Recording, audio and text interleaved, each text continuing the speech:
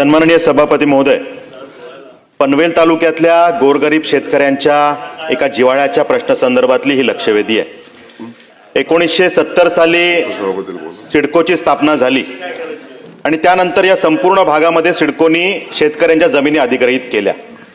या जमिनी अधिग्रहित करताना कवडीमोल भावाने अगदी 40-50 हजार रुपये एकरी या दराने या सगळ्या जमिनी अधिग्रहित केल्या गेल्या आणि मग स्वर्गीय लोकनेते दिबा पाटील साहेबांच्या नेतृत्वात जो संघर्ष झाला त्यातून मग यामध्ये 12.5% मोबदला दिला जावा, विकसित भूखंड दिला जावा, हे एक मॉडेल समोर आलं जे संपूर्ण देशात आता वापरलं जातं।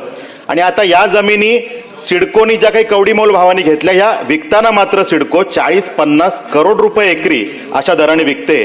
म्हणजे किती मुजोरी सिडकोच्या माध्यमातून चालते ह्याचं हे उदाहरण आहे। खरं तर सिडको ही एक कंपनी आहे, ही सरकारी कंपनी आहे आणि सरकारची ध्येय धोरणं खालपर्यंत पोहोचवणं, जनतेचं कल्याण करणं ही भूमिका असली पाहिजे।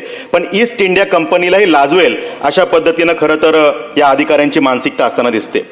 पनवेल तालुक्यातल्या देवीचा पाडा, घोटचाळ, तोंडरे, पालेखुर्द, पडगे, टेंबोडे, वळवली आणि पनवेल तालुक्यातली अनेक गावं आहेत की ज्या ठिकाणी सभापती महोदय या शेतकऱ्यांच्या जमिनीवरती या सिडकोच्या माध्यमातून 1970 सालापासून शिक्के मारून ठेवलेत जे अधिग्रहणाचे शिक्के आहेत।